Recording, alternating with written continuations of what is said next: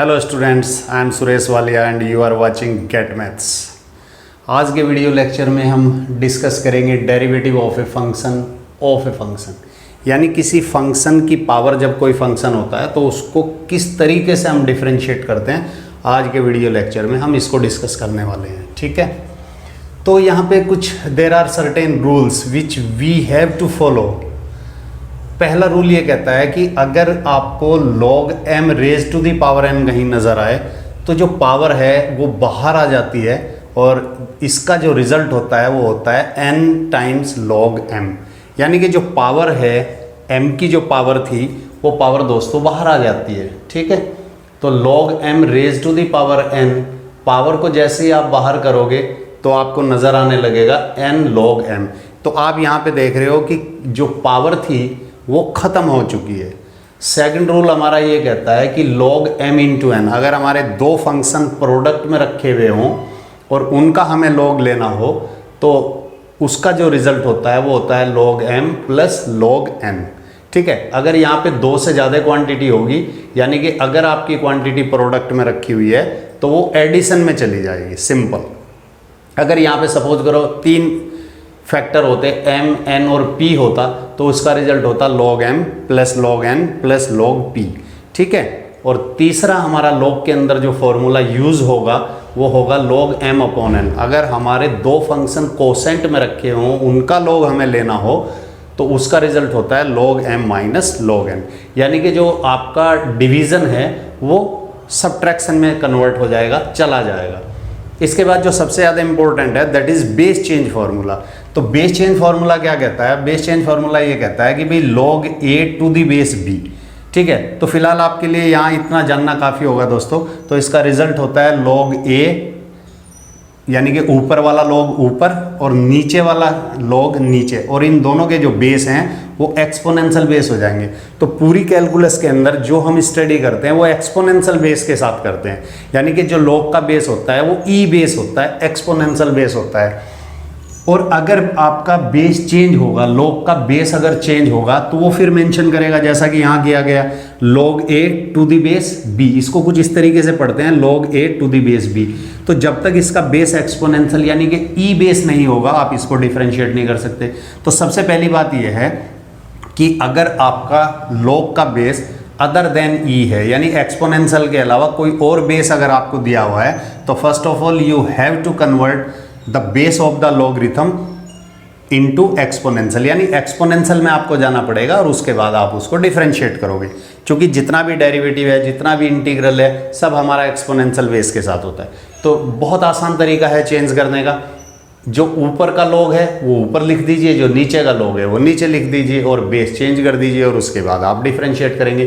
तो ये कुछ रूल्स हैं जिनको हम फॉलो करेंगे for finding the derivative of a function of function. यानी किसी फंक्शन की पावर अगर कोई फंक्शन है और उसका डेरिवेटिव हमें निकालने के लिए कहा गया तो हम इन रूल्स को फॉलो करेंगे, ठीक है। तो इनको नोट कर लीजिए। तो यहाँ पे हम सॉल्व कर रहे हैं एक्सरसाइज 5.5 जो NCERT से ली गई और उसका क्वेश्चन नंबर फर्स्ट है। क्वेश्चन नंबर फर्स्ट में हमसे कहा गया कि find the derivative of cos x into cos 2x into cos 3x, ठीक है। तो इसका निकालने के हमारे पास दो तरीके हैं। एक तरीका तो ये हो सकता है कि भाई हमारे पास तीन फंक्शन है जो प्रोडक्ट में रखे हुए हैं, ठीक है। सबसे पहले हम फर्स्ट का डेरिवेटिव करेंगे keeping second and third as it is, यानी सेकंड और थर्ड फंक्शन को एज इट इज़ रखते हुए हम फर्स्ट फंक्शन का डेरिवेटिव करेंगे। फिर क्या करेंगे प्लस, अब सेकंड फंक्शन का डेरिवेटिव करेंगे फर्स्ट और थर्ड को एज इट इज़ रखते हुए, फिर प्लस, फिर हम थर्ड फंक्शन का डेरिवेटिव करेंगे फर्स्ट और सेकंड को एज इट इज़ रखते हुए। तो अगर इस रूल को हम फॉलो करें तो यहाँ से हमें क्या मिलने वाला है, इसका जो डेरिवेटिव है वो हमें मिलेगा। अब देखो हम फर्स्ट फंक्शन का डेरिवेटिव करेंगे। जब हम फ्रेंड्स फर्स्ट फंक्शन का डेरिवेटिव करेंगे तो सेकंड और थर्ड को हम एज इट इज़ रखेंगे। तो सेकंड फंक्शन को हमने एज इट इज़ रखा, that is cos 2x। Third को भी हमने एज इट इज़ रखा क्योंकि हमें तो करना ही फर्स्ट को है यहाँ पे। तो यहाँ पे हमने लिखा derivative of first, first means cos x। इसके बाद हम सेकंड फंक्शन का करेंगे और जब सेकंड का करेंगे तो फर्स्ट और थर्ड को हम एज इट इज़ रखेंगे और यहाँ पे हम सेकंड फंक्शन को डिफरेंशिएट करेंगे, यानी कि cos 2x, ओके। इसके बाद दोस्तों हमें थर्ड को डिफ्रेंशिएट करना है, और जब थर्ड को डिफ्रेंशिएट करेंगे तो फर्स्ट और सेकंड को हम एज इट इज़ रखेंगे और हम यहाँ निकालेंगे डेरिवेटिव ऑफ थर्ड। तो ये अभी हमने केवल जो हमारा प्रोडक्ट रूल होता था, जब हमारे तीन फंक्शन लगातार प्रोडक्ट में होते थे, तो उसको निकालने का जो तरीका था वो ये था कि फर्स्ट फंक्शन को डिफ्रेंशिएट करेंगे keeping second and third as it is, उसके बाद सेकंड को डिफ्रेंशिएट करेंगे keeping first and third as it is, और फिर थर्ड को डिफ्रेंशिएट करेंगे keeping first and second as it is. तो जब इस रूल को हम यहाँ पे फॉलो करेंगे तो ये दोनों तो एज इट इज़ रहने वाले हैं, इनके साथ तो हमने कुछ करना नहीं है, तो ये तो एज इट इज़ आप लिख दीजिए। और इसके बाद जब इसको डिफ्रेंशिएट करेंगे तो cos x का डेरिवेटिव, जैसा कि आपको मालूम है, वो तो सीधा सीधा होता है माइनस साइन एक्स, तो इसके प्लेस पे आ जाएगा, यानी इसका डेरिवेटिव हो जाएगा माइनस साइन एक्स। अब इसको डिफ्रेंशिएट करना है, तो फर्स्ट फंक्शन और थर्ड फंक्शन हमारे एज इट इज़ हैं, और जब इसको हम डिफ्रेंशिएट करेंगे तो क्वेश्चन को कहाँ से ग्रिप करोगे, यहाँ से ग्रिप करोगे, यानी cos x का हमारा फॉर्मूला होता है, तो 2x को x एज्यूम करते हुए, ठीक है, फॉर्मूला अप्लाई कर देंगे। तो फॉर्मूला क्या कहता है, minus sine x, x means यहाँ पे क्या है 2x, और रूल क्या कहता है कि भाई जिसको x मान के फॉर्मूला लगाया उसके डेरिवेटिव की मल्टीप्लाई भी करनी है, और 2x का डेरिवेटिव यहाँ पे 2 हो जाएगा, चूँकि x का डेरिवेटिव 1 होता है। उसके बाद ये फंक्शन और ये हमारा एज इट इज़ रहने वाला है, इसके साथ हमें कुछ नहीं करना है, तो इसको हमने एज इट इज़ लिखा।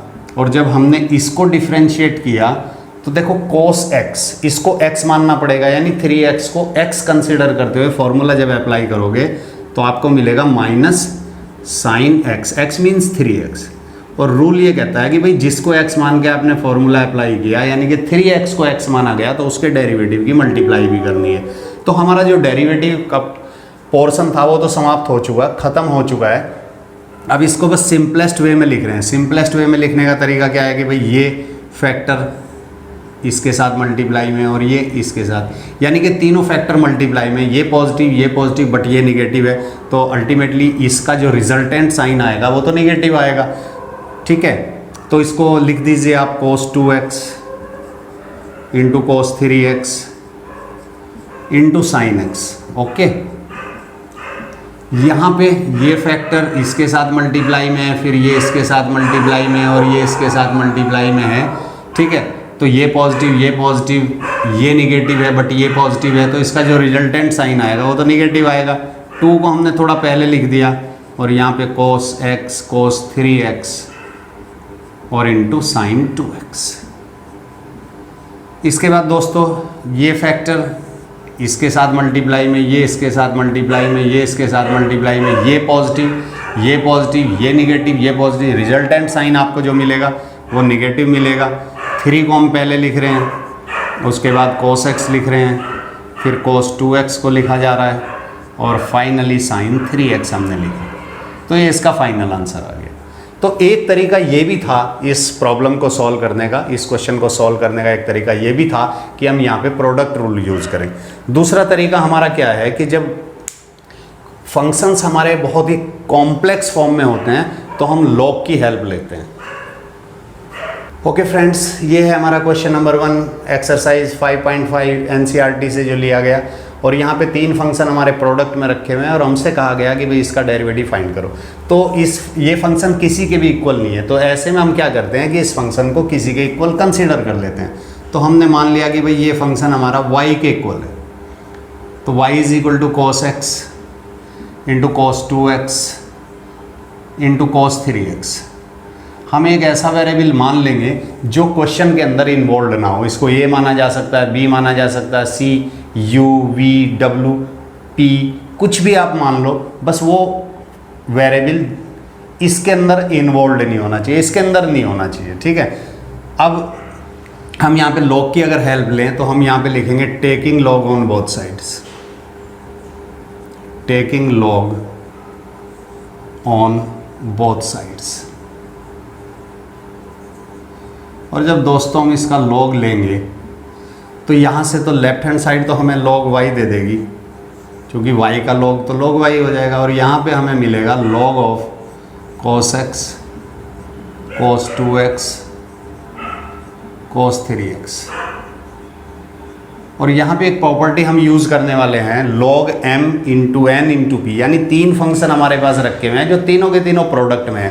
तो जब हम log को ओपन करेंगे तो ये हमारे एडिशन में चले जाएंगे। मीन्स क्या होने वाला है यहाँ पे, log cos x प्लस में बदल जाएगा, प्रोडक्ट का sign log cos x cos 2x और plus log of cos 3x। ठीक है दोस्तों, अब हम इसको डिफरेंशिएट कर देते हैं। जब इसको डिफरेंशिएट करेंगे तो क्वेश्चन को यहाँ से ग्रिप करिए। फॉर्मूला कहता है कि भाई log x का फॉर्मूला आपके पास होता है, चूंकि x की रेस्पेक्ट में इसको डिफरेंशिएट भी कर रहे हैं। ठीक है, तो इसको x मानते हुए, यानी कि y को x मानते हुए जब आप फॉर्मूला अप्लाई करोगे तो आपको क्या मिलेगा, log x का फॉर्मूला कहता है कि 1/x, x मीन्स y, और रूल ये कहता है कि जिसको x मान के आपने फॉर्मूला लगाया उसके डेरिवेटिव की मल्टीप्लाई भी करनी है।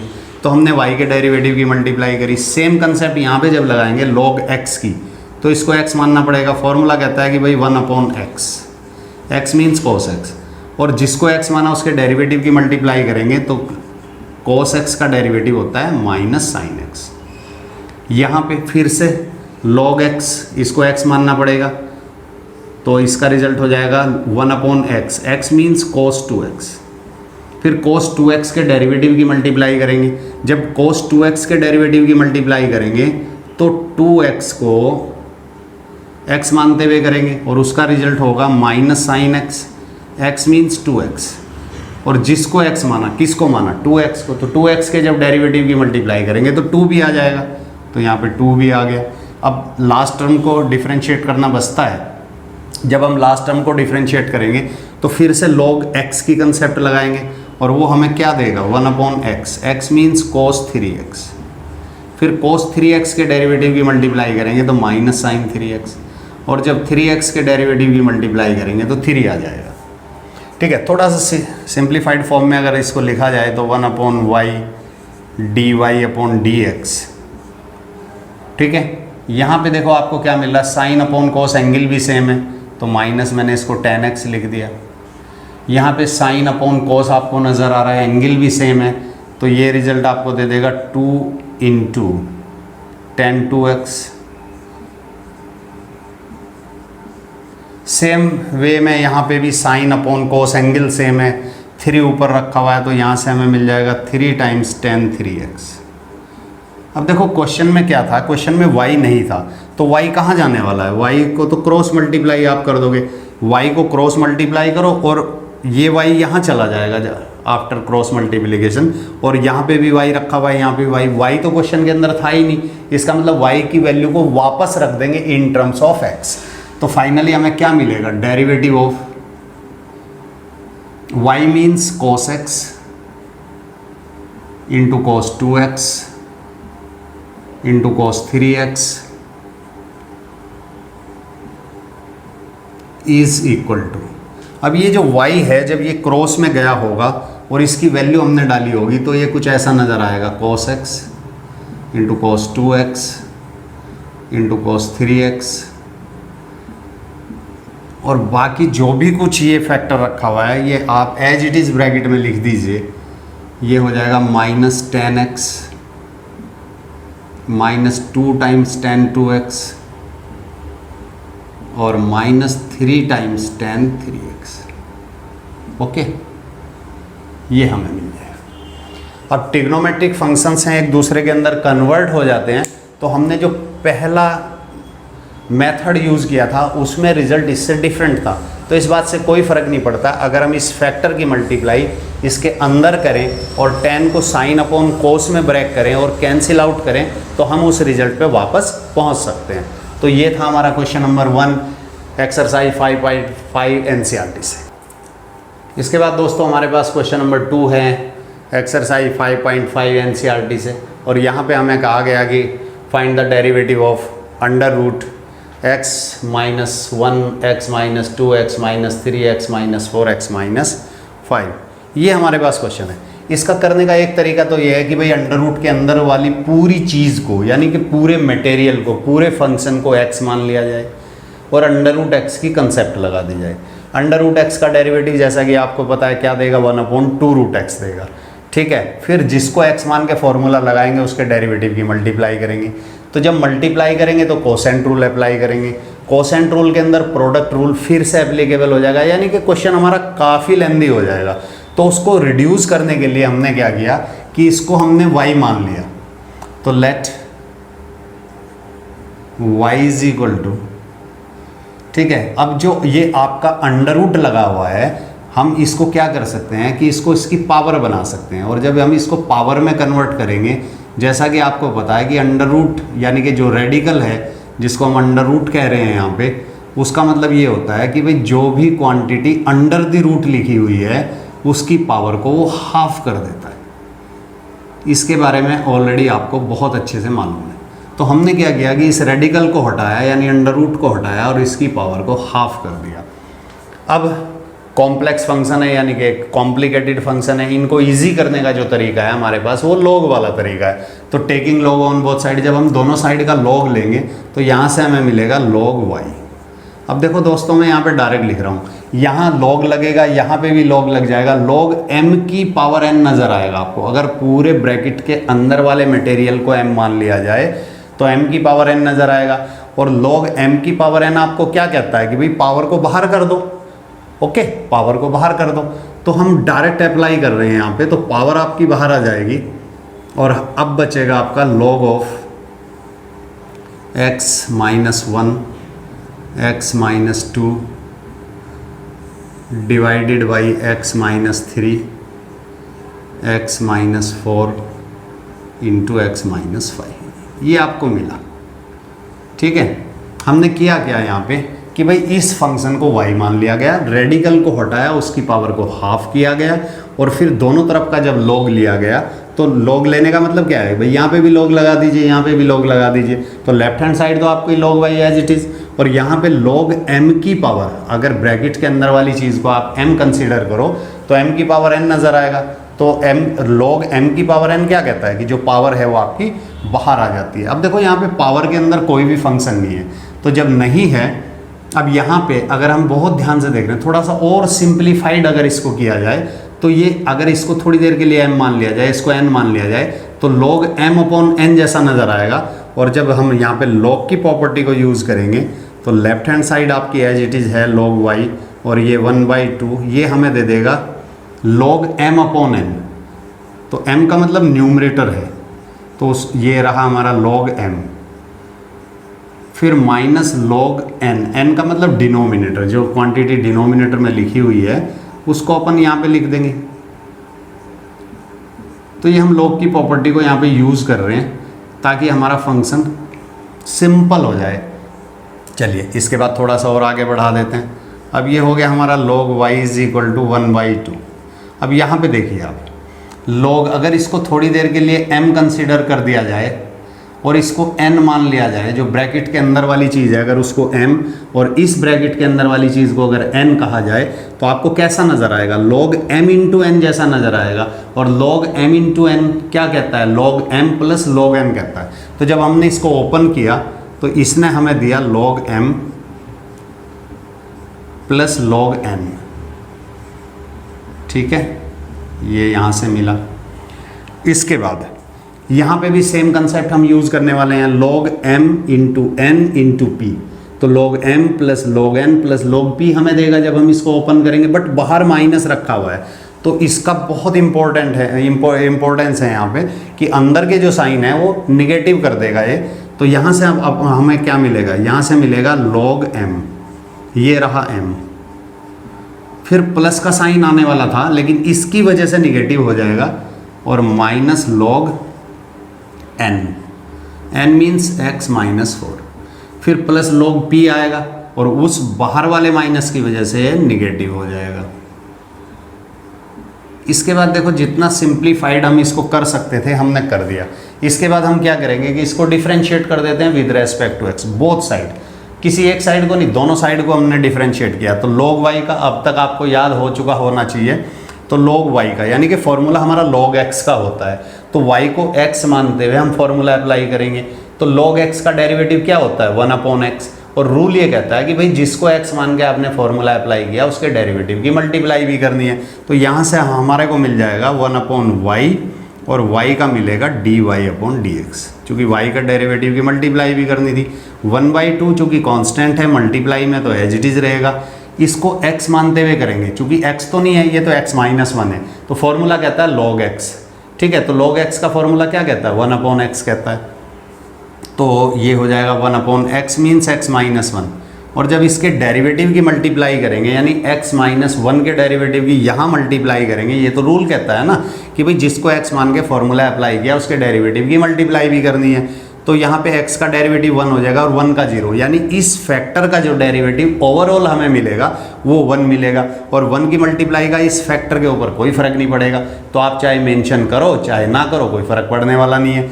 सेम वे में यहाँ पे log x, इसको x मानना पड़ेगा आपको, क्योंकि फॉर्मूला तो log x का होता है। तो इसको x मानते हुए जब आप फॉर्मूला अप्लाई करोगे तो log x का फॉर्मूला होता है 1/x।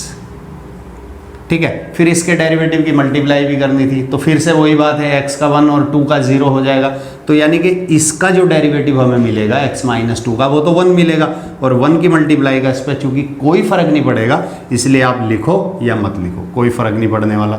सेम वे में यहाँ पे इसको x मानना पड़ेगा, तो जैसे ही x मानोगे तो log x नज़र आने लगेगा, और log x का डेरिवेटिव जब आप लिखोगे तो 1/x, x मीन्स x-3।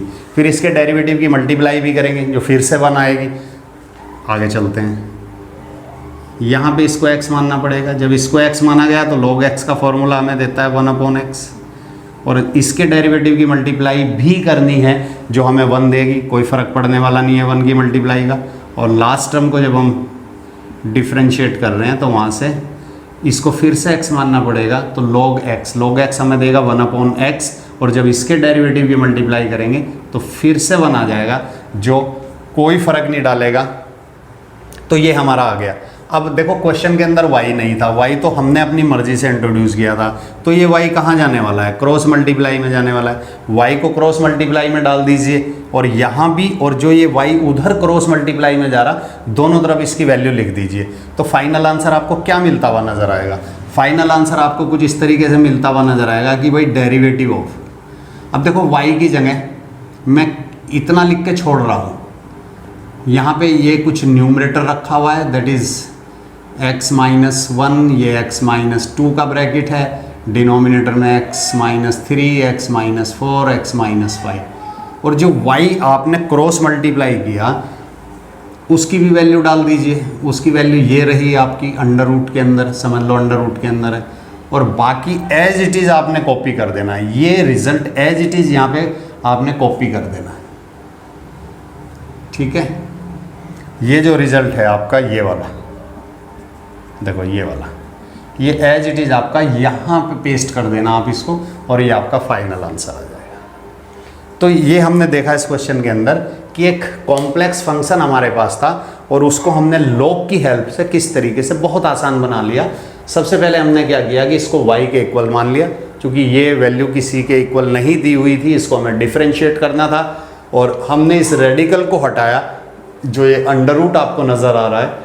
ठीक है, इसका मतलब होता है कि जो भी क्वांटिटी अंडर द रूट लिखी हुई है उसकी पावर को हाफ कर देना, तो यहाँ पे 1/2 आ जाएगा। फिर हमने इसका log लिया। जब log लेते हैं तो करते क्या है, हम यहाँ पे एक लाइन इंट्रोड्यूस करते हैं कि taking log on both side, तो यहाँ पे भी log लिखना होता है और यहाँ पे भी log लिखना होता है, और log लेने में और कोई बहुत बड़ी चीज़ नहीं है। ठीक है फ्रेंड्स, तो यहाँ पे आपको log y नज़र आएगा, और फिर हमने क्या किया कि डायरेक्टली जब यहाँ पे समझो आप log लिखा हुआ है, आप ये मान लीजिए, और इसको थोड़ी देर के लिए अगर m कंसीडर करो तो m की पावर n नज़र आएगा, और रूल ये कहता है कि जो पावर है वो आपकी बाहर आ जाएगी।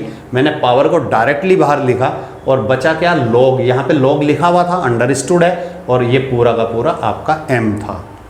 उसके बाद हमने यहाँ पे जो यूज़ किया log m, ये m है ये n है, तो log m/n जैसा नज़र आ रहा है। तो ये रूल क्या कहता है कि log m minus log n, तो हमने उसका इस्तेमाल किया। इसके बाद देखो, अगर इसको m माना जाए, इसको n माना जाए, दो फंक्शन प्रोडक्ट में रखे हुए हैं log के साथ, तो log उसको आसान कैसे बना देता है? log उसको आसान बना देता है एडिशन डाल के, उनके बीच में एडिशन का साइन डाल देता है। तो log x-1 plus log x-2, यानी कि log m plus log n। Same way में यहाँ पे भी, जब यहाँ पे हम यूज़ करेंगे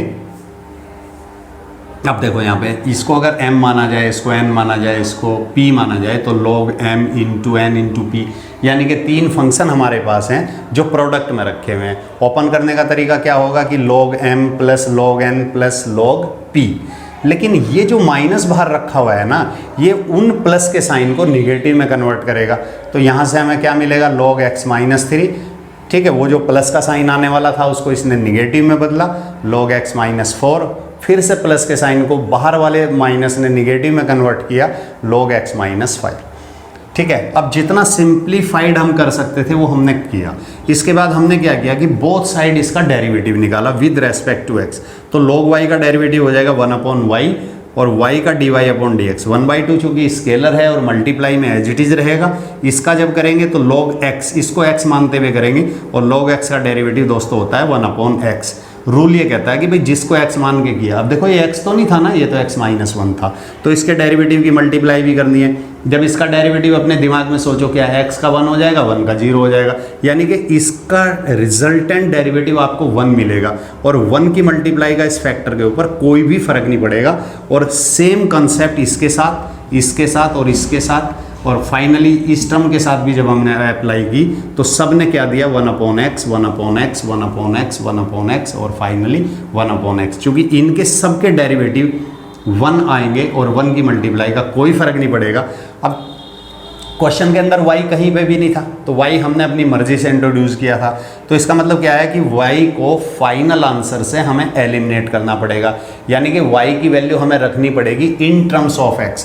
हमने तो y इसको मान लिया था, तो ये वैल्यू y की जगह दोनों तरफ अगर हम रख देंगे तो हमारी प्रॉब्लम सॉर्ट आउट हो जाएगी। सबसे पहले y को हमने क्रॉस मल्टीप्लाई किया, तो इधर भी वैल्यू रखी गई d/dx ऑफ y, तो y की जगह हमने क्या रख दिया, इसको रख दिया हमने, ये फैक्टर हमारा y की जगह चला जाएगा। ये फैक्टर देखो यहाँ पे एज इट इज़ आपको कॉपी करना है, ओके, और इसी फैक्टर को यहाँ पे भी कॉपी करना है, यहाँ पे भी, चूंकि y तो वहाँ पे भी पहुँच रहा है इस y की जगह, और ये जो क्रॉस में जाएगा इस y की जगह, दोनों की जगह ये रखना है, और बाकी आपका entire factor as it is आपको कॉपी कर देना है। ओके फ्रेंड्स, ये था हमारा क्वेश्चन नंबर 2 एक्सरसाइज 5.5 एनसीईआरटी से। ये है हमारा क्वेश्चन नंबर 3 एक्सरसाइज 5.5 एनसीईआरटी से, और यहाँ पे हमें कहा गया कि find the derivative of log x raise to the power cos x, ठीक है। तो यहाँ पे log x अपने आप में एक फंक्शन है, cos x अपने आप में एक फंक्शन है, यानी फंक्शन ऑफ फंक्शन की बात कर रहे हैं, ठीक है। तो जब ऐसे क्वेश्चन आते हैं तो हम log की हेल्प लेते हैं, तो इसको कुछ मानना पड़ेगा।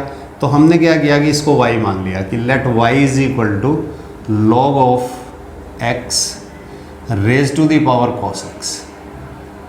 अब यहाँ पे हम लिखेंगे taking log on both side, taking log on both sides.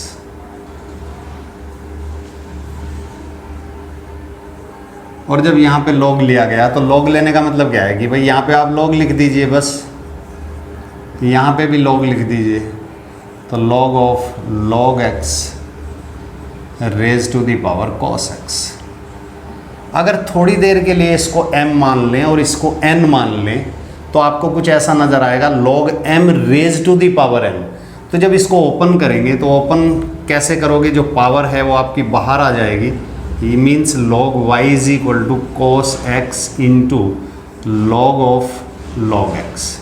अब जो पावर थी वो ख़त्म हो चुकी है, यानी कि जो फंक्शन पावर के रूप में था वो ख़त्म हो चुका है, फ्लैट हो चुका है, आपका फंक्शन फ्लैट हो गया है, ठीक है। तो अब इसको डिफ्रेंशिएट कर सकते हैं, यानी कि अब ये डिफ्रेंशिएट करने के लिए तैयार है। तो डिफ्रेंशिएट करेंगे तो यहाँ पे हम लिख देते हैं कि differentiating both side with respect to x। तो यहाँ से log y का क्या मिलेगा, 1/y, और y के डेरिवेटिव की मल्टीप्लाई करेंगे तो dy/dx। ये अपने आप में एक फंक्शन है जिसको हमने फर्स्ट कहा। log और log x अलग अलग नहीं होते हैं, log की कोई एग्जिस्टेंस नहीं होती जब तक कि उसके साथ कोई फंक्शन एसोसिएट ना हो जाए। तो यहाँ पे जो log x है ये इसका फंक्शन है एक्चुअली। तो log of log x complete एक सिंगल यूनिट है, तो इसको हमने सेकंड फंक्शन कंसीडर किया, और इनके बीच में आप देख रहे हो कि प्रोडक्ट का साइन है, इसका मतलब प्रोडक्ट रूल एप्लीकेबल होने वाला है। तो product rule says that first function as it is, derivative of second, जब सेकंड का डेरिवेटिव करेंगे तो इसको x मानना पड़ेगा। अब देखो क्वेश्चन को यहाँ से पकड़ोगे ना, अब यहाँ से ग्रिप करोगे, लॉग, आपके दिमाग में आएगा यार फॉर्मूला तो log x का होता है, इसका मतलब log को छोड़ के जो भी कुछ है वो x है, और फॉर्मूला क्या रिजल्ट देता है उस, यानी कि उसका डेरिवेटिव क्या होता है 1/x होता है, तो x का मतलब क्या है log x।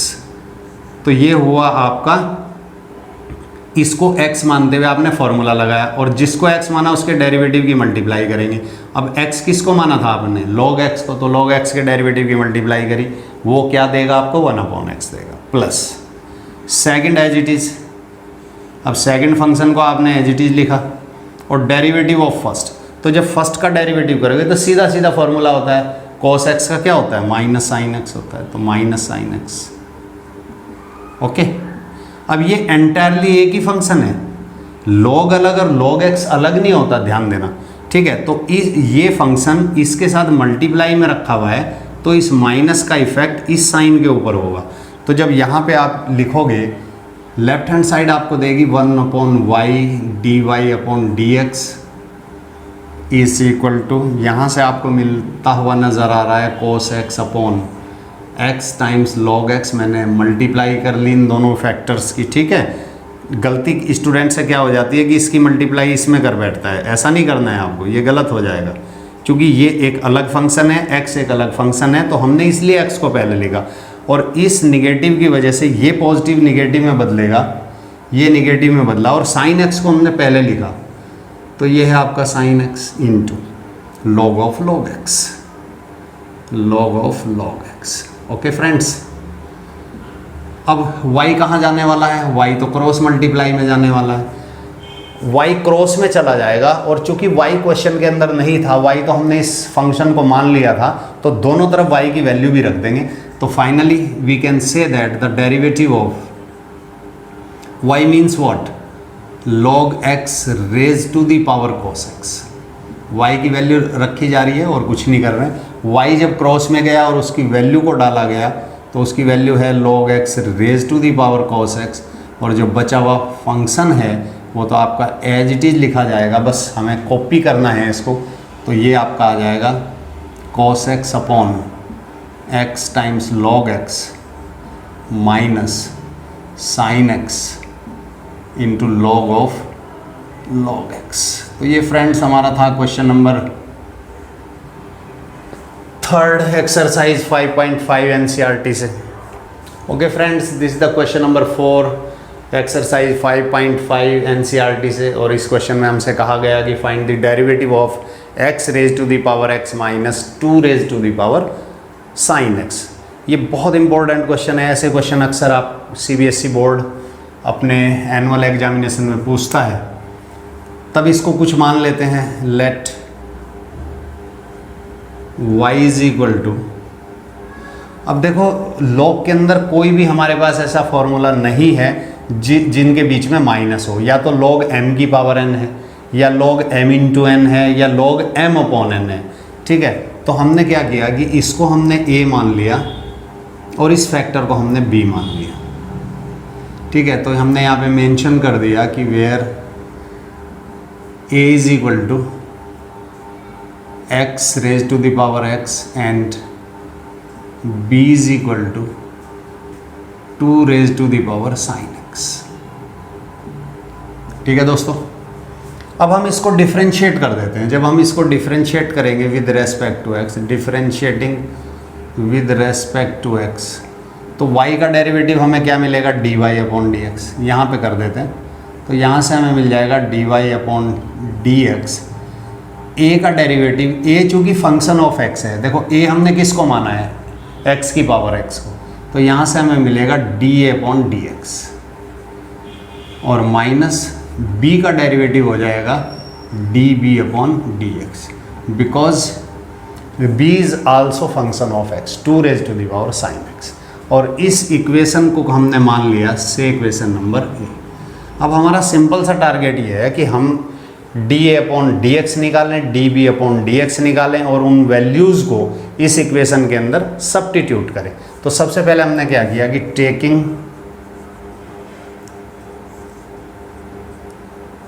a is equal to x raise to the power x।